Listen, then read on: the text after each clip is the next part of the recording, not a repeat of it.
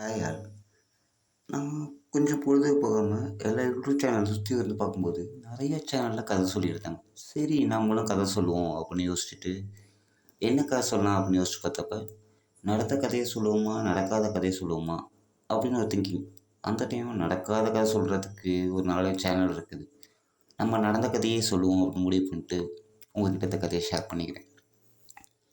எங்கள் பக்கத்து வீட்டில் ஒரு தாத்தா இருந்தார். ரொம்ப சீரியஸாக இருந்தார். எங்கள் அம்மா சொன்னாங்க, "தம்பி தாத்தா ரொம்ப முடியாமல் இருக்காரு, போய் பார்த்துட்டு வாப்பா" அப்படின்னாங்க. சரி நம்மளுக்கு பிடிச்ச தாத்தா போய் பார்ப்போன்ட்டு நான் போன நேரமா அந்த யமதர்மராஜன் அங்கே வரணுமா. தாத்தா பார்த்துட்டு, "என்னடா 2 பேரும் என்னை கொண்டு சேர்ந்து வந்திருக்கீங்களே" அப்படின்ட்டு. நான் யமதர்மனை பார்த்து, "ஏன்யா ஏன் இப்போ தான் நீனும் வரணுமா" அப்படின்னு யோசிச்சுட்டு, "சரி சரி நீங்கள் 2 பேரும் பேசிங்க" அப்படின்ட்டு நான் பேசாமல் ஓரமாக நின்று வேடிக்கை பார்த்தேன். யமதர்மராஜன் தாத்தாட்ட கேட்டார், "நான் உன்னை அழைச்சிட்டு போக வந்திருக்கேன், உன்னோட கடைசி ஆசை என்னன்னு?" அந்த தாத்தாக்கு இன்னும் வாழணுங்கிற ஆசை அதிகம். அந்த மாதிரி ஒரு தாத்தா. அவர் யமதர்மராஜன்கிட்ட ஒரே ஒரு விஷயம் சொன்னார்.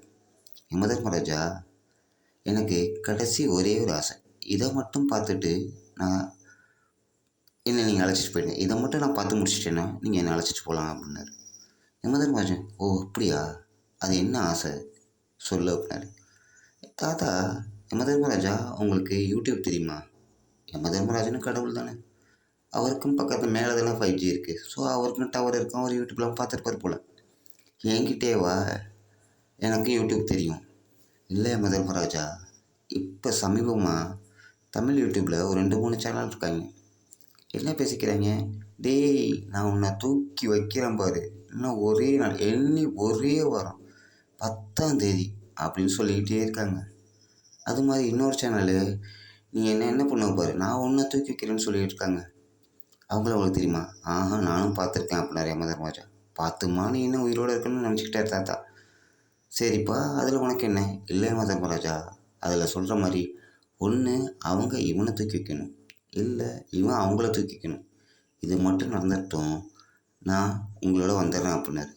டக்குன்னு யமதர்மராஜா என்ன பண்ணாருன்னா தாத்தாவோட காலில் விழுந்துட்டு அவருக்கு கொண்டு வந்த பாசக்கயிறை கொடுத்துட்டு, "ஐயா, இதில் எதுவுமே நடக்காது. இது நடக்கும்போது என் உசிரே காலியாக இருக்கும். அப்படி ஒன்று நடந்தால் தயவுசெய்து நீ என் கழுத்தில் இதை சுருக்க மாட்டி என்னை மேலே அழைச்சிட்டு போடா" அப்படின்னு சொல்லி முடிச்சிட்டாரு.